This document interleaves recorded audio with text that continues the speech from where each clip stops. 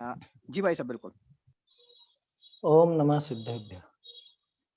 मंगलमय मंगल करण वीतराग विज्ञान, नमो ताहि जाते भय अरहंतादि महान।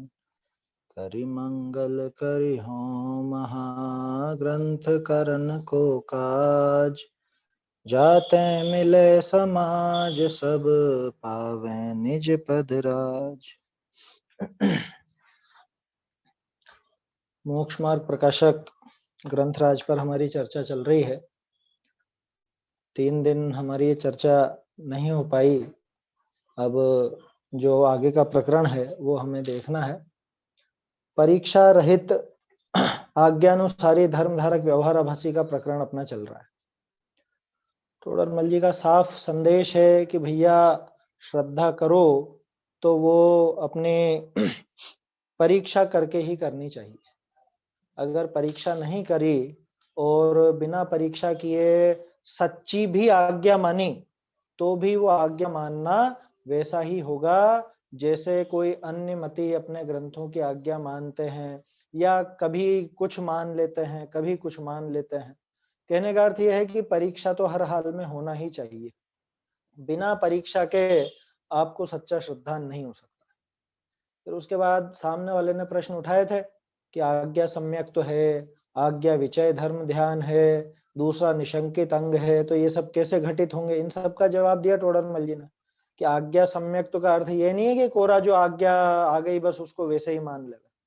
क्योंकि अगर वैसा होता तो द्रविलिंगी मुनिराज का उदाहरण दिया था टोडरमल जी ने कि द्रविलिंगी मुनिराज को आज्ञा सम्यक तो नहीं कहा, मिथ्या दृष्टि ही कहा। अगर मात्र आज्ञा मानने का नाम सम्यक तो हो जाता, आज्ञा सम्यक तो हो जाता, तो फिर उनको भी कह देते, लेकिन उन्हें नहीं कहा गया। तो भली प्रकार परीक्षा करके स्वीकार करे तो ही आज्ञा सम्यक तो है। उसी तरह से आज्ञा विचय धर्म भी वैसा ही घटित होता है।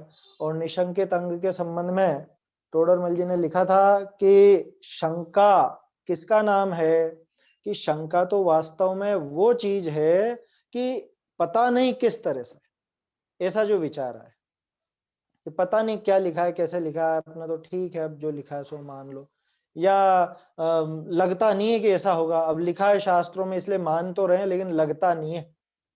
जैसे भूगोल के संबंध में अपन बहुत से लोग विचार करते हैं ना कि अरे वैज्ञानिक तो दिखाते हैं ऐसी गोल पृथ्वी और ये सूरज चंद्रमा या पास पास ही ऐसे ही दिखा देते हैं, चंद्रमा पर मनुष्य पहुंच गया ऐसा दिखा देते हैं। अब शास्त्रों में लिखा है तो ठीक है मान ले। इसका नाम है शंका, इसको कहते हैं शंका। शंका माने उस पर भरोसा नहीं होना।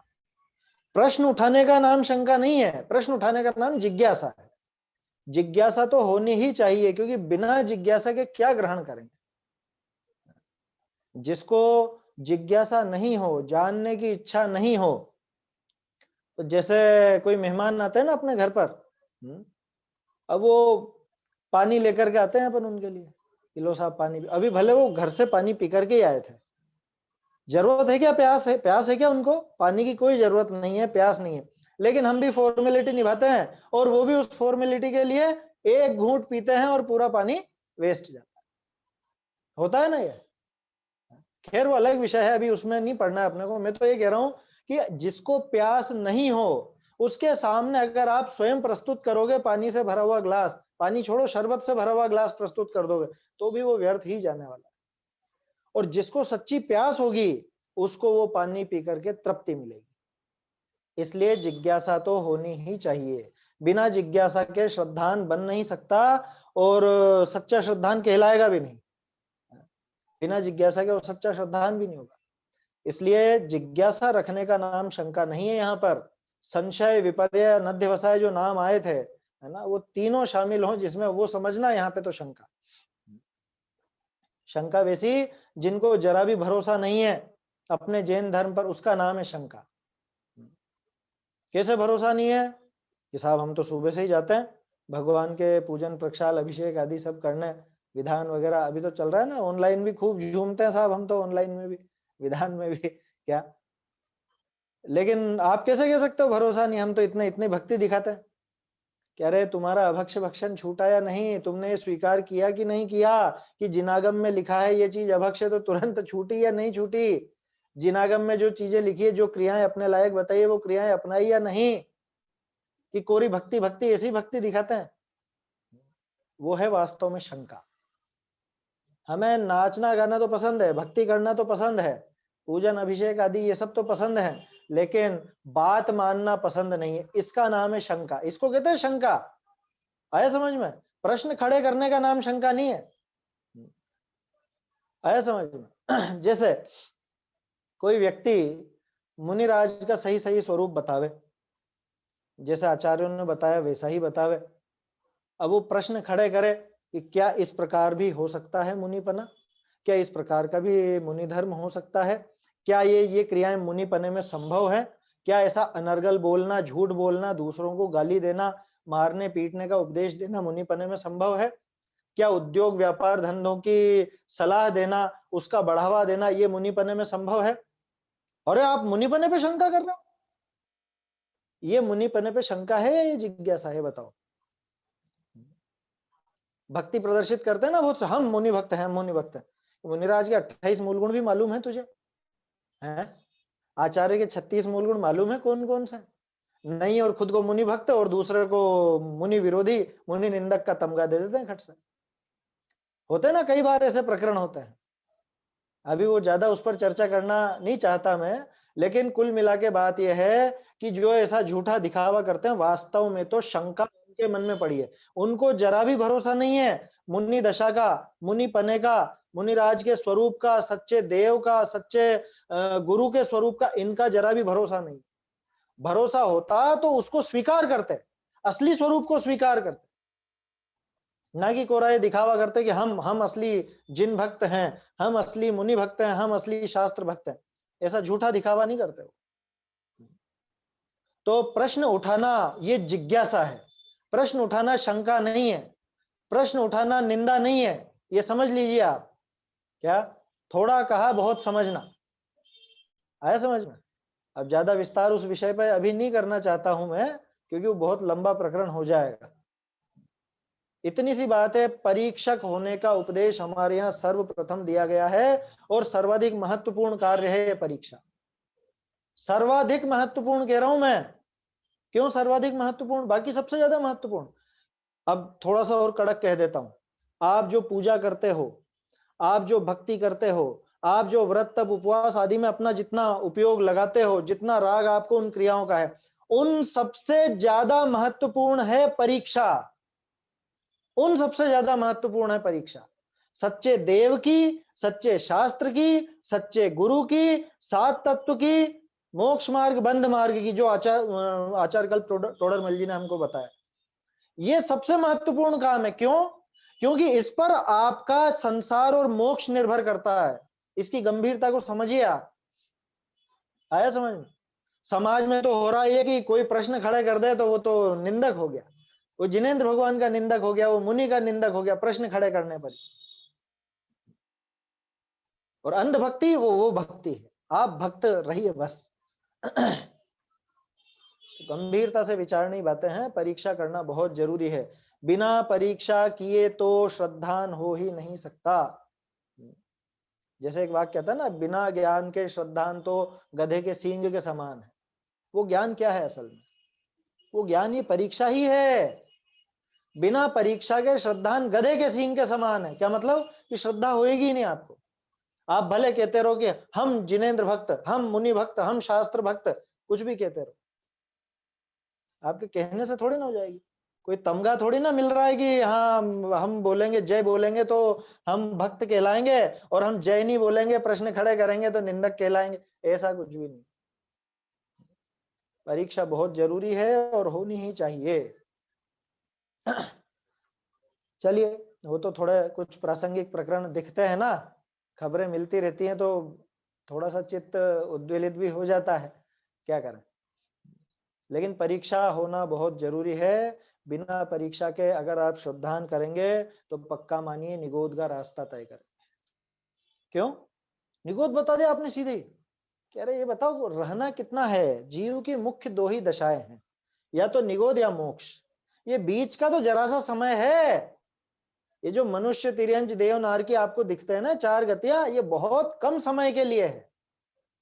बाकी तो फिर से है फिर वही खुरपा अरु जाली, निगोद में ही जाएगा फिर तो। भाई या तो मोक्ष चले जाओ या निगोद में पड़े रहो, दो में क्या चुनना है? और ये चुनाव निर्भर करेगा हमारी परीक्षा पर। अगर आपने परीक्षा करी तो आप वास्तव में मोक्ष के पात्र, मोक्ष जाने के पात्र, मोक्ष मार्ग में आगे बढ़ने के पात्र बन सकेंगे। और अगर परीक्षा नहीं करी, कोरी अंधभक्ति रखी, नाचना गाने में ही लगे रहे, या फालतू के विरोध प्रदर्शनों में लगे रहे, या और बातों में लगे रहे, तो फिर क्या कहें? अब आगे निगोद की तैयारी है, क्योंकि 2000 सागर तो यूं पूरा हो जाएगा, क्या बड़ी बात है उसमें। और वो भी अधिक से अधिक है, 2000 सागर की गारंटी थोड़ी ना होती है, वो तो अधिक से अधिक है कि अधिक से अधिक काल अगर ये त्रस पर्याय में पूरा करे तो साधिक 2000 सागर है। यूं भी हो सकता है अभी अपने को निगोद से निकल के सीधे अभी मनुष्य बने हो और अगले भाव में फिर निगोद चले गए। कोई 2000 सागर की गारंटी नहीं है, ये समझ के चलिए। इसलिए बार बार कह रहा हूं, और क्या कहूं अब इससे ज्यादा, मैं टोडरमल जी से ज्यादा अपन क्या कह सकते हैं? जोर रहना चाहिए परीक्षा पर, और परीक्षा सच्ची होनी चाहिए। कि हम कैसे कर सकते हैं, क्या कर सकते हैं, तो वो सब चीजें टोडरमल जी ने बताई हैं। भाई ठगने में मत आना, ठग का उदाहरण दिया था।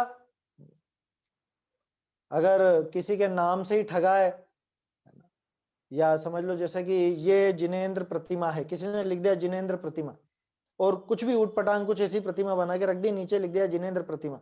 अब सामने वाले ने तो पढ़ा जिनेंद्र प्रतिमा, ठीक है जिनेंद्र भगवान ऐसे होते हैं, परीक्षा करी नहीं, समझा कुछ नहीं, हथियार वाले, कपड़े वाले, ऐसा कुछ समझ लिया, और जिनेंद्र प्रतिमा लिखा हुआ है नीचे, हमने तो पढ़ा था। तो जिनेंद्र प्रतिमा के नाम से ठगाए तो खुद ही दरिद्री होगा, खुद ही मिथ्या दृष्टि रहेगा। जिनेंद्र, ये जिन मुनि, जिन शास्त्र, इन नामों से ठगा जाए तो खुद ही दुखी होगा। इसलिए परीक्षा करना बहुत जरूरी है ना। गोमट सार का प्रकरण आया था, गोमट सार का तर्क दे रहा था वो सामने वाला कि भाई वहां पे भी तो लिखा है कि ज्ञानी भी यदि अज्ञानी गुरु के निमित्त से कुछ ऐसा विपरीत जान ले, तो उसका जवाब दे दिया था टोडरमल जी ने कि भाई जो प्रत्यक्ष अनुमान आदि गोचर नहीं है, जिनका निर्णय नहीं हो सकता प्रत्यक्ष अनुमान से, ऐसे पदार्थों के निर्णय से उसको कोई भ्रम खड़ा हो जाए, मान लो जो गुरु ने कह दिया और वैसा ही वो मान ले, तो उसमें उसका कोई दोष नहीं है। ये अप्रयोजन भूत पदार्थों के बारे में है ये बात, प्रयोजन भूत के बारे में नहीं है। क्यों? कि प्रयोजन भूत पदार्थों की, प्रयोजन भूत तत्वों की परीक्षा तो ये स्वयं कर सकता है, और इसे करना ही चाहिए। तो उसमें हमने एक काटी हुई पंक्तियां भी देखी थी, जिसमें ये बात आई थी निकल करके कि पहले तो वचनों की प्रमाणता से व्यक्ति की प्रमाणता होती है, और उसके बाद फिर जब वो व्यक्ति प्रमाणित हो जाता है, तब उस व्यक्ति की प्रमाणता से वचनों की प्रमाणता भी हो जाती है। ये विधि चलती है, ये प्रकार इस तरह से परीक्षा की जाती है। टोडरमल जी की पंक्तियां पढ़ पढ़कर हमको वास्तव में लगा कि बिल्कुल सही है, ये एकदम सही बात है। तो टोडरमल जी हमारे दिमाग पर छा गए। अब टोडरमल जी छा गए हैं, अब टोडरमल जी की कोई पंक्ति लिखी मिलेगी, हाँ इन्होंने लिखा है, बिल्कुल सही होगा। अप्रयोजन भूत के संबंध में, प्रयोजन भूत में तो अपन पकड़ सकते हैं, अप्रयोजन भूत के संबंध में तो ये ध्यान रखने की बात है। आखिरी पंक्ति थी, इसलिए बिना परीक्षा किए केवल आज्ञा ही द्वारा जो जैनी है उन्हें भी मिथ्या दृष्टि जानना। बिना परीक्षा द्वारा, केवल आज्ञा ही द्वारा जो जैनी है, हम लोग क्या हैं? जैन हैं या नहीं? जैन तो हैं साहब, सुबह से दर्शन करने जाते हैं, प्रक्षाल करने जाते हैं, पूजन करने जाते हैं, स्वाध्याय करते हैं, भक्ति करते हैं, है ना। ऑनलाइन में विशेष करते हैं, क्योंकि यहाँ सब देखते हैं ना। भाई परख लेना अपने परिणाम क्या हैं। हम दूसरों को दिखाने के लिए भक्ति करते हैं कि वास्तव में ऐसे करते हैं। मुझे कई बार देख के हंसी भी आती है और दुख भी होता है। कई बार बहुत से कार्यक्रमों में हिस्सा लेने का मौका मिलता है ना, तो वहां देखते हैं लोग बाग बैठे हुए हैं, घर पे बैठे हुए हैं, और धोती दुपट्टा पहन के, मुकुट लगा करके, और फिर वो नृत्य गान वगैरह करते हैं। आप सबने भी देखे होंगे खैर। मैं किसी की मीमांसा नहीं कर रहा हूं, लेकिन मतलब गंभीरता से विचार कीजिए कि हम क्या कर रहे हैं। आप मंदिर में इसी तरह से जाते हैं? आप भगवान के सामने इतनी भक्ति प्रदर्शित करते हैं जितनी अभी कर रहे हो? मतलब ये ऑनलाइन के समय जो आपके वीडियो में दिखाई दे रहा है, उतनी भक्ति आपके हमेशा रहती है? कई जगह के प्रकरण मुझे ध्यान आते हैं, पहले बताए जाते थे, मतलब हमारे जैसे पापा वगैरह हैं, कभी गए किसी कार्यक्रम में, कहाँ गए वो तो नहीं बताऊंगा, लेकिन बहुत सी जगह गए, वहां पर स्टेज पर गाने गा रहे हैं अब, और गाने के साथ साथ झूम भी रहे हैं, नृत्य भी कर रहे हैं, लाइट गई और उनकी आवाज आवाज सब बंद बिल्कुल। क्यों? कि अब माइक नहीं चल रहा, वीडियो नहीं चल रहा। तो आपकी भक्ति भगवान के लिए थी या उस वीडियो के लिए, उस ऑडियो के लिए थी? ये गंभीरता से विचारनीय बात है ना? जो भी करते हो इस तरह से थोड़ा सा विचार करें, वास्तव में विचार करें कि तो क्या भक्ति में नाचते नहीं है क्या? अरे नाचो ना। मुझे ये बताओ, अकेले में कितनी बार नाचे? अकेले में कितनी बार नाचे भगवान के सामने? कि अगर अकेले में नहीं नाचे और दूसरों के सामने नाच रहे हो, माने आप निश्चित तौर पर दूसरों को दिखाना चाहते हो, है ना? भक्ति में नृत्य गान की कोई मना नहीं है, लेकिन बात यह है कि उसके पीछे अभिप्राय क्या है, उस नृत्य गान का स्तर क्या है, और किस लिए की जा रही है। खैर वो अभिप्राय में शामिल हो जाएगा किस लिए किया जा रहा है। तो ये लिखा ना, बिना परीक्षा किए केवल आज्ञा ही द्वारा। अपन ने तो सिर्फ भक्ति की बात की है, अभी इसमें बहुत सी बातें आएंगी। केवल आज्ञा ही द्वारा जो जैन है, आलू प्याज खाते हैं कि नहीं खाते हैं? हम रात में खाते हैं कि नहीं खाते? कि साहब बिल्कुल भी नहीं, बिल्कुल नहीं चलता हमारे घर में, अभक्ष भी नहीं आता। क्यों नहीं आता? कि हमारे शास्त्रों में आज्ञा है ऐसी, इसलिए नहीं आता। बिल्कुल गलत है। और ये बच्चों को भी इस तरह का बचपन से तर्क सिखाना चाहिए, क्या? कि भाई इनमें जीव होते हैं अपने जैसे ही, है ना? हो सकता है हमसे पहले मोक्ष जाने वाले हों, ऐसे ऐसे बहुत से जीव इनमें होते हैं, इनका सेवन करने से जीवों का घात होता है और अपने रागादि बढ़ते हैं, पाप बंद होता है, फल स्वरूप दुर्गति होती है। ये सब चीजें सिखाएं, ऐसे तर्क दें, तब जाकर वो छोड़ेगा। वो परीक्षा करके छोड़ना हुआ, और एक बार सही सही परीक्षा कर ली, उसके बाद ऊट पटांग हरकत नहीं होती। जैसे पांचवें छठे अधिकार के समय भी हमने चर्चा की थी, क्या कुछ लोग होते हैं कि बड़े बड़े अभक्षों का तो सेवन करते हैं, छोटा मोटा अभक्ष छोड़ देते हैं। आगे भी आएगा, प्रतिज्ञा का प्रकरण आने वाला है कुछ समय बाद, है ना? लगभग 12-13 पेज बाद आएगा, बहुत बढ़िया प्रकरण है वो जो अपन ने छोड़ रखा है ना अभी 204 पेज पर जो छोड़ा था, वो प्रकरण पूरा होएगा 238 के आसपास, वहां पूरा करेंगे उसको। खैर मैं तो जो उदाहरण दे रहा हूं उस पर ध्यान दीजिए आप। उसमें क्या कह रहा था मैं, हाँ, किसी ने उपवास तो बहुत किए, 10 उपवास किए, और फिर उसके बाद पारणा किया आलू की सब्जी से। ऐसा ऐसा हिसाब समझ लेना, ऐसा हिसाब समझ लेना। ऐसे भी लोग हैं, क्योंकि परीक्षा तो करी नहीं ना, हमको तो करना है बस। ये उपवास की क्रिया लिखी है तो हम ये उपवास की क्रिया कर रहे हैं, या ये इस प्रकार की और कुछ बातें लिखी हैं तो हम ये और क्रियाएं कर रहे हैं। परीक्षा नहीं करेंगे तो ऐसी ऊट पटांग हरकतें होंगी। क्या कहा? जो जैनी है, अब यहाँ जैनी का अर्थ असली जैनी से नहीं है। जैनी माने जैन धर्म का पालन करते हैं, है ना? जिन आज्ञा को मानते हैं, ऐसा कह सकते हो आप। केवल आज्ञा ही द्वारा, केवल आज्ञा द्वारा जो जैनी है, बिना परीक्षा किए, उन्हें भी मिथ्या दृष्टि जानना। बताओ क्या जमाना आ गया साहब कि जिन आज्ञा मान रहे हैं उसके बाद भी मिथ्या दृष्टि। ये कारण यह है कि तू मान किस तरह से रहा है। जिन आज्ञा को मानता तो है, लेकिन किस तरह से मानता है ये बता। उसमें लिखा है इसलिए मानता है, या खुद जैन है तो जैन ग्रंथों की मानना इसलिए मानता है, किस लिए मानता है? तो ये विचार करने लायक बातें हैं। तथा कितने ही, अब देखिए थोड़ा सा विषय आगे बढ़ रहा है, अब धारा पलट दी। अब दूसरा व्यक्ति आया, दूसरा व्यक्ति जो थोड़ा सा बुद्धिजीवी है, थोड़ी बहुत परीक्षा भी करता है। कैसी करता है? कितने ही परीक्षा करके भी जैन होते हैं, परंतु मूल परीक्षा नहीं करते। क्या मतलब?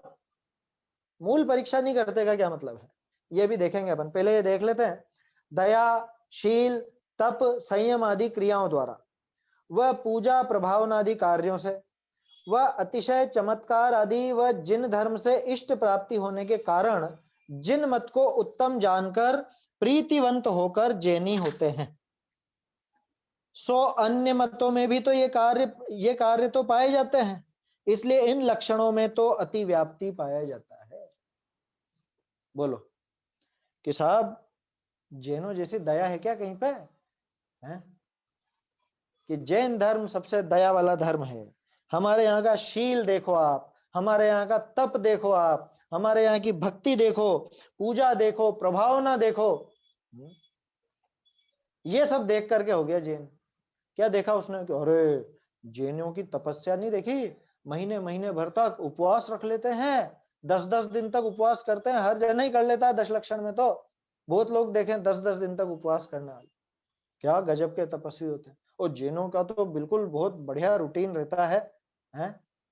क्या अब बहुत से लेख आते हैं ना इस तरह के कि विदेशी विद्वान भी मानते हैं या विदेशी वैज्ञानिक वगैरह भी मानते हैं कि रात में नहीं खाना चाहिए या ये चीजें नहीं खानी चाहिए, आलू प्याज वगैरह। और इस मामले में जैन धर्म का जो सिद्धांत है या जैन धर्म की जो परिपाटी चलती है ये बहुत अच्छी होती है। अब ये सब बातें सुनकर के कोई हाँ बिल्कुल सही सही है इनमें, ये मान लो। तो इसकी परीक्षा सच्ची है या झूठी? टोडरमल जी कह रहे हैं ये असली परीक्षा है ही नहीं। गजब की बात है, ये पैराग्राफ बहुत गजब का है। सोचो, जो जैन धर्म की दया देखकर शील तप संयम आदि क्रियाएं या पूजा प्रभावना आदि या फिर अतिशय चमत्कार आदि, ये इनकी संख्या ज्यादा है, अतिशय वालों की ज्यादा है। क्या कह रहे हमने वहां पे अभी 31 दिसंबर पे, अभी तो खैर पाबंदी लग गई, नहीं तो देखता आप लोगों को तीर्थों की भीड़ बढ़ाते हुए। हमारे पास में चांदखेड़ी है, अब चांदखेड़ी लोग जाते हैं वहां पे, अरे 31 तारीख को तो वहां पे अभिषेक होता है साहब, रात में अभिषेक होता, हमने खुद ने देखा है हमारी आंखों से पानी झरते हुए। मतलब विचार नहीं करते हैं, जरा भी विचार नहीं करते हैं कि रात में अभिषेक होता है जैन मत में। अभी तो अभिषेक की मानसिकता ही वही विचार नहीं है, वही प्रश्न चिन्ह लगता है उस पर। लेकिन अगर चलो उसको स्वीकार कर भी लें तो रात में होता है? अरे कहीं देखा गया ऐसा आपने? अरे उसमें क्या है, आप गर्भगृह में नीचे हो, अंडरग्राउंड हो, हैं, वहां पे इतने लोग इकट्ठे हो जाओगे, वहां पे सांसें जो लगेंगी इकट्ठी होंगी, तो वो ये तो एक वैज्ञानिक प्रक्रिया है। ध्यान रखिए, अपन वहां की कोई हीनता या वो बात नहीं कर रहे हैं, है ना, पूज्य पने की मना नहीं कर रहे हैं, लेकिन लोगों के दिमाग में क्या छाया हुआ है ये देखो। कभी आपने कोई कुइया देखी? कुइया में आप देखना, कभी भी सर्दी के मौसम में आप कुइया का ढक्कन हटा के देखोगे या उसको देखोगे तो अंदर पूरी दीवारें सब गीली मिलेंगी, सब वो भाप वगैरह वो जम जाती है। सर्दी के मौसम में होता है ये हर जगह होता है। जो भी अंडरग्राउंड जगह होगी वहां ये होगा ही होगा, निश्चित होगा। अब इतने लोग और इकट्ठे हो गए तो वहां जो उनकी सांसें निकली हैं, जो भी बूंदें इकट्ठी होंगी पानी की, अब वो पानी तो यूं ही नजर आने वाला है। ये प्रैक्टिकल उसका कारण है, एक बात। दूसरी बात, कदाचित देवकृत भी हो तो भी क्या इस अतिशय के कारण पूज्यपना है भगवान का? है इस अतिशय के कारण है पूज्यपना, तो फिर तो दूसरे सारे ही भगवान अपूज्य हो गए, क्योंकि वहां तो होता ही नहीं इस तरह का। क्या लिखा समंत भद्राचार्य ने कि भगवान मैं तुमको इसलिए नहीं पूजता कि तुम्हारे यहाँ देव आते हैं या 64 चमर आदि और वो 8 प्रातिहार्य हैं, देवागम नभोयान चामर आदि विभूत, या आपका आकाश में गमन होता है, मैं इसलिए नहीं पूजता। क्यों? ये माया विश्वपि दृश्यन्ते न तस्तोमसि नो महान, कि ये तो मायावियों के भी नजर आ जाते हैं। इन कारणों से कोई आप हमारे महान नहीं हो।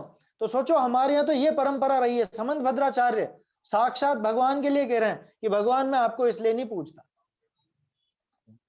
हम तो किस लिए पूजते हैं कि एकमात्र वीतरागता और सर्वज्ञता, इसलिए हम आपको पूजते हैं। अब इसमें रात को पानी वो होने लग गया, अभिषेक होने लग गया, 31 दिसंबर पर होने लग गया, या बहुत से पता नहीं तरह की बातें करते हैं। मुझे तो ज्यादा खबरें मिलती भी नहीं इस तरह की। कहीं पे बता देते हैं वो नाभि हिल रही है, भगवान की प्रतिमा की नाभि हिलने लग गई है, पलकों से आंसू बह रहे हैं। अरे ये दोष है कि अतिशय क्या है, समझ में ही नहीं आता। ये अतिशय है। अतिशय किसको कहते हैं? मुझे बताओ 46 जो उनके मूल गुण हैं भगवान के, उन 46 मूल गुणों में 34 अतिशय होते हैं। उन 34 अतिशयों में इनके नाम हैं? कौन सा अतिशय है ये जो पानी डुलना, पसीना आना, आंख से आंसू बहना? पसीना और आंसू ये तो दोष है, ये तो 18 दोषों में आते हैं। आया समझ में? अगर आप वो भगवान की आंख से आंसू आ गए या पसीना आ गया, इससे आप अतिशय मानते हो, तो क्या कहें, सबसे बड़े मूर्ख हैं हम दुनिया के, अगर इसलिए महान माने तो। क्योंकि जो दोष बताए गए थे उनको आप महानता समझ रहे हो, क्या कहें अब उसके आगे। तो क्या किया इसने, थोड़ी बहुत परीक्षा भी की, तो कैसी की कि साहब यहाँ पे अतिशय बहुत जोरदार है, या चमत्कार कुछ दिख गया, या जिन धर्म से इष्ट प्राप्ति होने के कारण, जिन धर्म से इष्ट प्राप्ति कैसे। अभी एक बात मैं आपसे कहता हूं, शायद हो सकता है बहुत से लोगों को अंदर से बुरा भी लगे अगर इस तरह की पद्धति वाले हों तो। एक असली उदाहरण दे रहा हूं, हमारे यहाँ का ही किस्सा है। कोई व्यक्ति थे, है ना, अन्य थे वैसे तो, है ना, दिगंबर जैन नहीं थे। अब वो कुछ दिनों से स्वाध्याय में आने लगे, बहुत उनका अच्छा आचरण हो गया, रात्रि भोजन वगैरह सब छूट गया, आलू प्याज वगैरह सब छूट गया, स्वाध्याय में भी बिल्कुल दत्त चित्त होकर के बैठते, धर्म की परीक्षाएं दें तो आपसे ज्यादा नंबर लेकर के बता देना, इतने बढ़िया प्रवचन सुनते और वो सब। फिर अचानक ही क्या हुआ, कुछ समय बाद वो गायब हो गए बिल्कुल। ये गायब क्यों हो गए, कुछ समझ में नहीं आई बात। तो बाद में जब पता चला कि किसी ने उनको कह दिया था कि तुमको चंद्रप्रभ का इष्ट है, हमारे यहाँ चंद्रप्रभ भगवान का मंदिर है, तो तुमको चंद्रप्रभ का इष्ट है। इष्ट है माने कि चंदा प्रभु जी की सेवा करोगे, उनके यहाँ जाओगे तो तुम्हारा सब बढ़िया बढ़िया काम हो जाएगा। कुछ दिनों से उनके समझ लो व्यापार में घाटा, पारिवारिक कलह, जो भी चल रहा था वो सब हुआ। तो उनको किसी ने, ज्योतिषी वगैरह ने बता दिया, किसी ने, उनके विद्वान ने, किसी ने, पंडित ने बता दिया कि तुम चंद्रप्रभ का इष्ट है तुमको, उनके यहाँ जाओगे तो तुम्हारे दिन फिर जाएंगे। और वास्तव में उनके जैसे पुण्य का उदय आया, थोड़ा साल एक भर कंटिन्यू आए वो, उसके बाद जैसे ही वो पुण्य का उदय आया, अब वो मगन हो गए वापस से, वो कोई जीवन हो गया, पूरा पलट गया। सोचो, आप कल्पना नहीं कर सकते, वो स्वाध्याय में जुड़ने के बाद, वो चीजें सुनने समझने के बाद, उसके बावजूद वो अंदर वो मान्यता जो थी वो छूटी नहीं थी। और ये तो हो गया व्यक्तिगत इष्ट अनिष्ट की मान्यता वाला।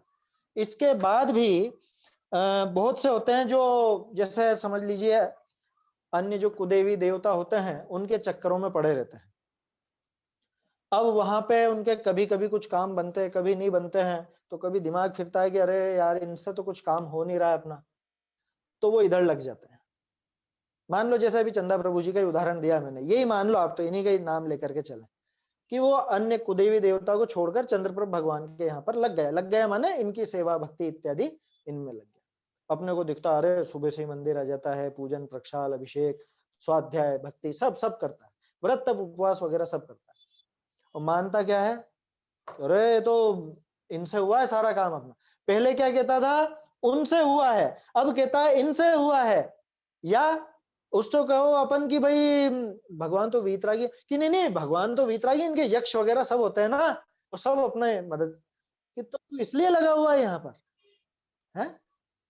क्या क्या है दिमाग में, क्या बैठा हुआ है, थोड़ा गंभीरता से विचार कीजिए। कहीं अपन इसलिए तो नहीं लगे कि हमारा सब बढ़िया बढ़िया इन्हीं से हो रहा है, सच्चे देवशास गुरु के भक्ति में लगे हुए हैं, इन्हीं को मानते हैं, इसलिए हमारी दुकान धंधा व्यापार अच्छा चल रहा है, इसलिए हमारे पारिवारिक शांति है, इसलिए हमारे लौकिक कोई भी कार्य इसलिए सिद्ध हो रहा है। क्या इस वजह से लगे हुए हैं? अगर इस वजह से जिन आज्ञा का पालन करते हो तो भी पक्का मिथ्या दृष्टि, बल्कि ये तो उसमें शामिल हो जाएगा, किसमें, सांसारिक प्रयोजनार्थ, है ना। क्योंकि इसने परीक्षा कैसी करी, उनसे हमारा काम नहीं बनता, इनसे हमारा काम बनता है। कौन सा काम, लौकिक काम। अरे इनसे अलौकिक कार्य बनता है भाई, तो उस वो मोक्ष मार्ग को छोड़ के जरा जरा से तूतड़े से कामों में क्या लग गया,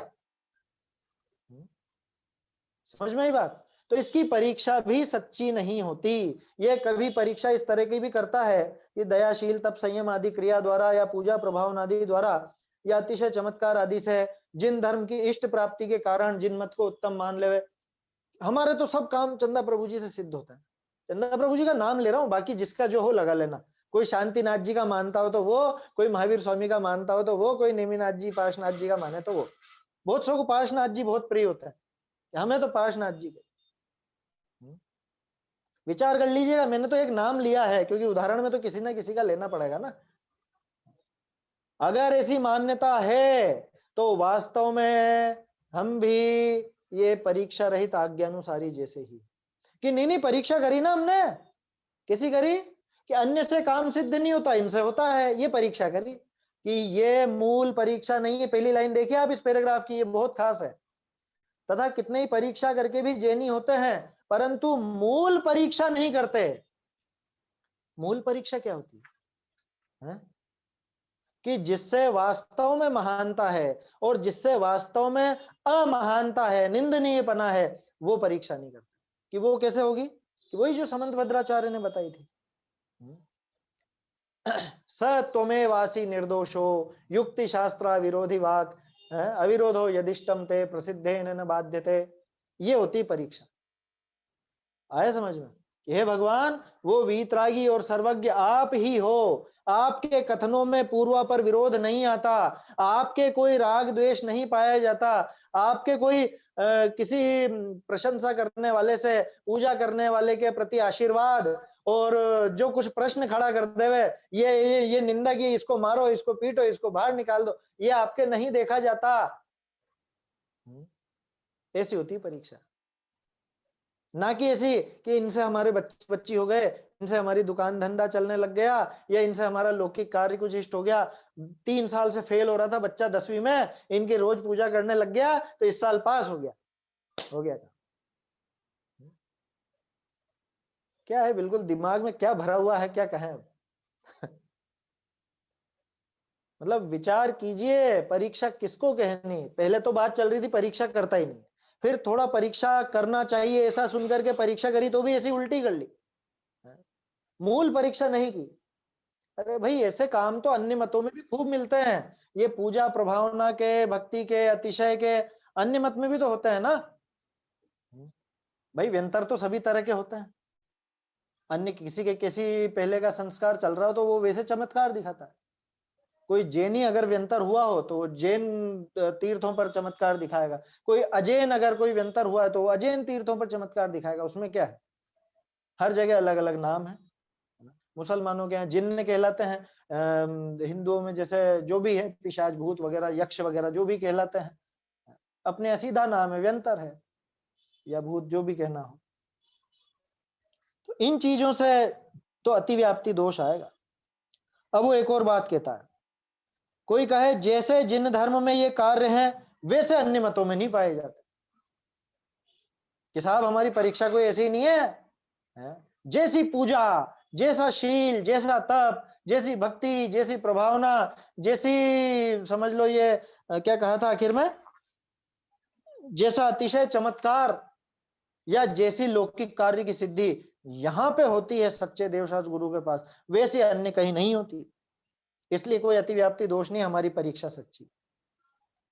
क्या कहा टोडरमल जी ने कि ये तो सत्य है, ये तो तेरी बात सही, क्योंकि यहाँ लोकोत्तर काम है सारे के सारे, यहाँ सच्चे मार्ग से जुड़े हुए कार्य हैं, है ना। सही मार्ग से मतलब सही मार्ग अगर निश्चय है तो यहाँ पे उसका व्यवहार है, दूसरी जगह पे तो वो व्यवहार भी नहीं मिलता, ये तो बात सच्ची।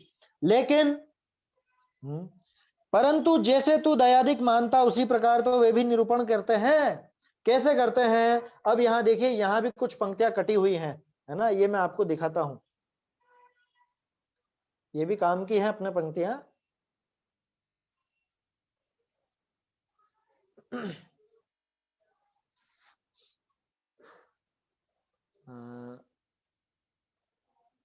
हाँ, ये ऊपर 2 ही पंक्तियां कटी थी। पर जीवनी की रक्षा को दया तू कहे है ना। ये पंक्ति 1 सेकंड में बोलता हूं यहां से।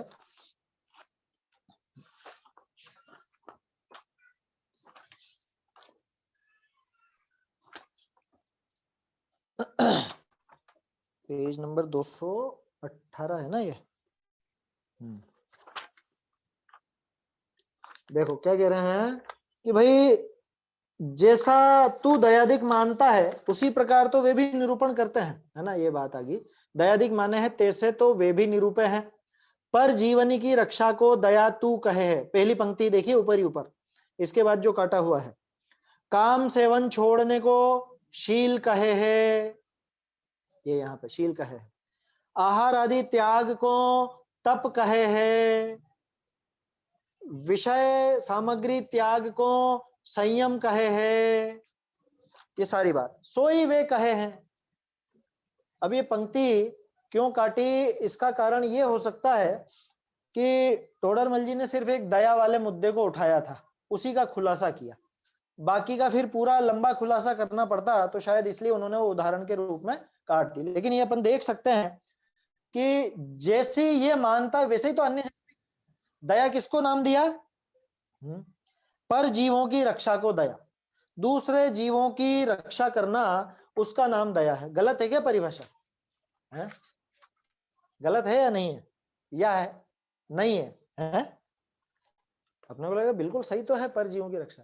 अरे जैन धर्म में स्वयं की दया सबसे पहले बताई है। रागादि भावों की उत्पत्ति होना वो स्वयं की हिंसा, और रागादि की उत्पत्ति नहीं होना वो ही अहिंसा, पुरुषार्थ सिद्धि उपाय, है ना। ऐसी दया है क्या कहीं पे, वो ऐसी कहता है क्या, वो नहीं कह रहा है। जो ये बात कह रहा है ना, मतलब सिर्फ ये छोटी मोटी चीजें देख करके उसने परीक्षा कर ली, वो इस तरह की बात नहीं कह रहा। देखिए और क्या कहता है, काम सेवन छोड़ने को शील कहता है। शील किसको कहते हैं बताओ, शील तो नाम इसी का ही है जगत में प्रसिद्ध, कि काम सेवन नहीं करता, बहुत शीलवान है, ब्रह्मचर्य से रहता है, शादी ही नहीं करी साहब। अन्य मत में भी इसी का नाम शील है, और तू भी शील कह रहा, तो अंतर कहां आया। तोडरमल जी ये दिखाना चाह रहे हैं कि तेरी व्याख्या और अन्य मतियों की व्याख्या में कोई अंतर नहीं है। क्या परीक्षा की तूने, कैसे कहता है कि जैन धर्म के श्रेष्ठ है, तो जैन धर्म के श्रेष्ठ नहीं है क्या। अरे जैन धर्म की ये क्रियाएं श्रेष्ठ तो हैं, लेकिन ये तो मालूम कर कि क्यों है, क्योंकि ऐसी ऊपरी व्याख्या, ऐसी उथली व्याख्या से तो कोई सिद्धि होगी नहीं। जैसी तू व्याख्या करता है वैसी व्याख्या अन्य मत में मिलती है, तो उससे तो जैन धर्म की श्रेष्ठता सिद्ध होने वाली नहीं है। पर जीवों की रक्षा को दया तू कहता है, काम सेवन छोड़ने को शील कहता है, तब किसका नाम, आहार आदि त्याग को तप कहता है। बोलो आज तो सबसे ज्यादा हमें भी यही भावना बैठ गई है, जिसने ज्यादा उपवास किए वही बड़ा तपस्वी, स्वाध्याय करने वाला तो तपस्वी नहीं है क्या, स्वाध्याय वाला तो तपस्वी नहीं है। अंतरंग तप को कितने लोग बड़ा मानते हैं बताओ ईमानदारी से। दादा ने वो लिखी ना धर्म के 10 लक्षण, उसमें उत्तम तप का बहुत सुंदर प्रसंग लिखा है, उसमें उदाहरण भी दिया है। 2 बेटियां हो घर में, एक ने तो उपवास किया और एक स्वाध्याय कर रही है।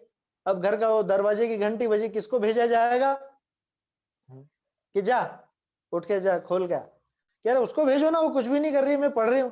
कह रहे उसके उपवास है, वो बड़ी तपस्वी है। और ये जो स्वाध्याय आदि का कार्य, ये कोई कार्य ही नहीं है, गजब हो गया।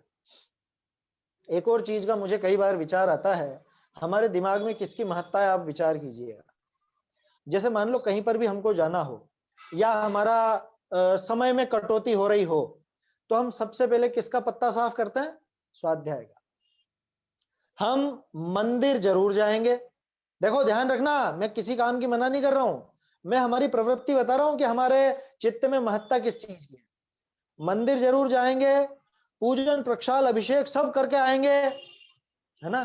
कोई भी अभिषेक नहीं छोड़ता, जो अभिषेक की जिसको रुचि होती है, प्रक्षाल की रुचि जिसको होती है, वो कहीं पर भी जाना हो वो नहीं छूटता उसका, है ना। पूजा नहीं छूटती, और चीजें नहीं छूटती, 2 की जगह 1 कर लेगा, लेकिन करेगा जरूर। छूटेगा तो क्या छूटेगा, स्वाध्याय सबसे पहले छोड़ेगा। इससे पता चल जाता है कि किस काम को इसने कितना वेटेज दे रखा है, कितना इसने किस कार्य को महान मान रखा है, इसी से पता चल जाता है। तो बोलो इसकी व्याख्या अन्य मतियों जैसी तो हुई, अन्य मत में भी वो क्रियाकांड की प्रमुखता, यहां भी हुई क्रियाकांड की प्रमुखता। कहां करी सच्ची परीक्षा इसने। काम सेवन छोड़ने को शील कहता है, आहार आदि त्याग को तप कहता है। आहार त्याग का नाम ही तप हो गया, चाहे कषाय के परिणाम घटे नहीं, चाहे विषयों में प्रवृत्ति नहीं घटे, लेकिन हो गया तप। कल चतुर्दशी थी ना, किया होगा, बहुत लोगों ने तप किया होगा, है? कौन सा तप किया कि आज तो हमने तप किया। क्या तप किया भैया? कि आज उपवास रखा। कि अच्छा, और स्वाध्याय वगैरह? कि नहीं, वो उसमें क्या है, उसमें क्या दम है? ऐसा विचार चलता है बहुत का। विषय सामग्री त्याग को संयम कहे है। लो, तो और क्या होता है संयम, बताओ आप। संयम किसका नाम है? विषय सामग्री छोड़ने का नाम संयम नहीं है, तो किसका नाम है संयम? इसको उल्टी तरफ से देखो। विषय सेवन किसको कहते हैं? वास्तव में बाहर में विषय सेवन हो रहा हो तो ही विषय सेवन है, या अगर उसके प्रति अभिलाषा पड़ी है तो भी विषय सेवन है? पेज 204 पे देखा था हमने, है? मन में वो जो उसके प्रति राग भाव पड़ा हुआ है तो भी निरंतर उसका बंद होता ही रहता, अविरति संबंधी बंद होता ही रहता है। पढ़ा था ना, हिंसा में प्रमाद परिणति मूल है और विषय सेवन में अभिलाषा मूल है। विषय सेवन में अभिलाषा मूल है, इसका मतलब संयम किसका नाम? विषय सेवन का छोड़ने का नाम या उसकी अभिलाषा छोड़ने का नाम? मन में इच्छा तो बहुत हो रही है, लेकिन आज आज इसको छोड़ दो, इस विषय को, जो भी हो, खाने पीने से संबंधित हो चाहे कुछ भी हो, है ना, आज हम ये विषय का सेवन नहीं करेंगे, 5 इंद्रियों के इन विषय भोगों का सेवन आज नहीं करेंगे। इच्छा तो बहुत है लेकिन आज नहीं करेंगे।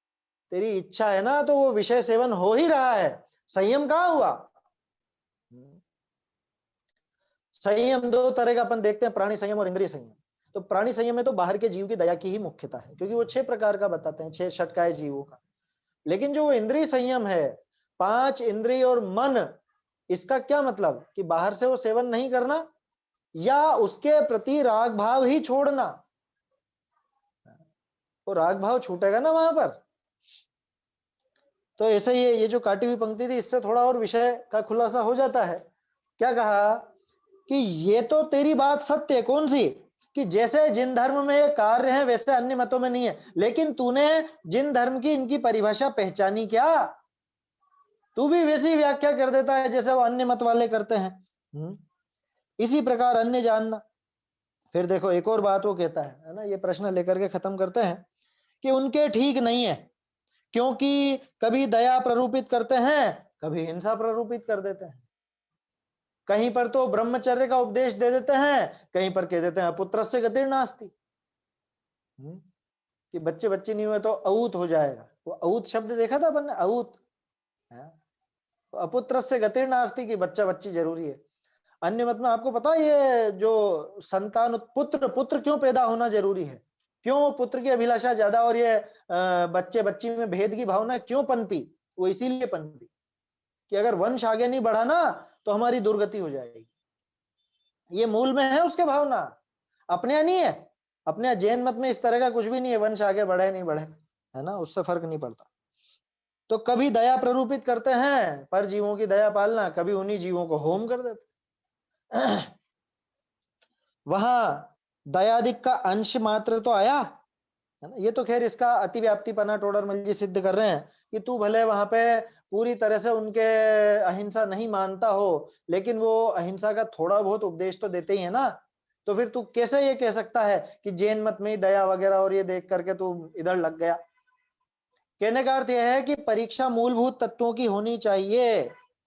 तो कैसी होती है वो परीक्षा? अब है खास पैराग्राफ। ये तो परीक्षा होती कैसी है? आप एक तरफ कह रहे हो परीक्षा करनी, अब साहब हमने परीक्षा कर ली तो आप कह रहे हो मूल परीक्षा नहीं की, कोरा ऊपरी ऊपरी चीजों को देख लिया। तो कैसी होती है असली परीक्षा? दया, दान, शील, तप, संयम, पूजा, प्रभावना, है, भक्ति, लौकिक कार्य, अतिशय चमत्कार, इन सबसे अगर नहीं होती तो असली परीक्षा कैसी होती है? ये अब इसमें अगले पैराग्राफ में आएगा, है ना। इसको अभी अपन जल्दी में नहीं लेना चाहते हैं, इस पे कल अच्छे से विस्तार से चर्चा करेंगे कि परीक्षा तो करनी, लेकिन कैसी करनी, किस प्रकार से होगी वो परीक्षा, है, क्या देखना, क्या चीज से महान मानना, ये हमको विचार करना चाहिए। आगे देखेंगे कल इसे। जी प्रश्न है क्या? हाँ बोलिए जी। जी अतिव्याप्तिपना को समझ में नहीं आ रहा। अतिव्याप्तिपना समझ में नहीं आया? ये प्रश्न समझने के लिए आपको पहले अव्याप्ति, अतिव्याप्ति, असंभव समझना पड़ेगा। अतिव्याप्ति का मतलब है कि जिसके बारे में हम बात कर रहे हैं ना, जो हमारा लक्ष्य है, हाँ, जिसका लक्षण जी बना रहे, उसके अलावा दूसरे में भी मिल जावे, वो अतिव्याप्ति है। अच्छा हाँ, जी जैसे मान लीजिए अम, हम जब पढ़ते थे, मान लो हम पूरी जी कक्षा ऐसे ही सफेद कुर्ते पजामे में बैठ करके हम लोग पढ़ते थे, ठीक है। अब हम्म आप वहां ढूंढने आए कि भैया विक्रांत कौन है, तो किसी ने आपसे कह दिया कि जो सफेद कुर्ते पजामा में बैठा है वो विक्रांत है, तो आप पहचान पाएंगे क्या? जी है नहीं नहीं पहचानेंगे, क्योंकि पूरी पूरी कक्षा ही सफेद कुर्ते पजामे में बैठी है। तो ये कहलाता है जी अतिव्याप्ति। अब यहाँ जो जी प्रश्न था कि वो दया आदि आप बता रहे हो अन्य मत में, तो अन्य मत में भी मिल तो रही है ना। लक्ष्य हमको बनाना था जैन धर्म बिल्कुल अलग नजर आए, अब वो अलग नजर तो आ ही नहीं रहा, यही दया वगैरह का उपदेश अन्य मत में भी है, तो अन्य मत में भी मिल गया, तो कैसे हम पता करें कि ये असली है और ये नहीं है? तो ये अतिव्याप्ति कहलाता जी है। अव्याप्ति कहलाता है जी कि उसमें वो लक्षण ही नहीं, किसी हिस्से में लक्षण मिले, किसी हिस्से में नहीं मिले। जैसे जीव का नहीं लक्षण मिले आपसे पूछा, आपसे मैंने कह दिया कि ज्ञान जीव का लक्षण मति ज्ञान। जी अगर मैंने कह दिया ज्ञान मति ज्ञान दर्शन या केवल ज्ञान कह दिया, तो सभी जीवों में तो नहीं मिल रहा।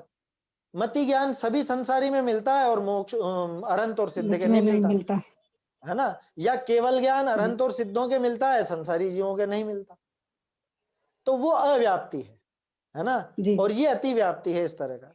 तो ये थोड़ा न्याय के शब्द हैं, मैं उस प्रश्न को छोड़ना चाह रहा था, जी लेकिन उसमें वो काटी हुई पंक्तियां थी ना, इसलिए वो पढ़ लिया अपन ने। जी उसका आप तो यूं समझिए, उसने जो तर्क दिया कि भाई उनके ठीक नहीं है, कभी दया दिखाते हैं, कभी दया का निषेध कर देते हैं, हिंसा प्ररूपित कर देते हैं, तो टोडरमल जी कह रहे हैं कि भाई किसी न किसी रूप में दया तो आई ना वहां पे।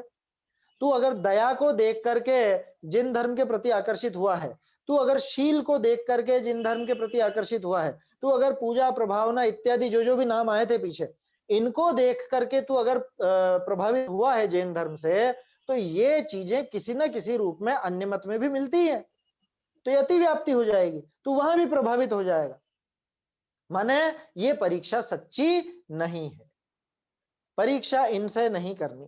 कैसे करनी, क्या परीक्षा करनी, ये विचार आगे अपन कल करेंगे। बहुत काम का पैराग्राफ है कल जो आने वाला है ना। आप सब लोग भी देख करके आए तो प्रश्न भी जैसा आपने रखा, तो ऐसे प्रश्न भी अपन और ले सकेंगे, अच्छी चर्चा बन सकेगी कुल मिला के, है ना। अकेला मुझे ही बोलना नहीं पड़ेगा, आप भी बोलेंगे कुछ। चलिए समाप्त करते हैं। निज निधि निज में बताई, यह अनंत उपकार है, इसके लिए जिन वाणी माँ को वंदना शत बार है, वंदना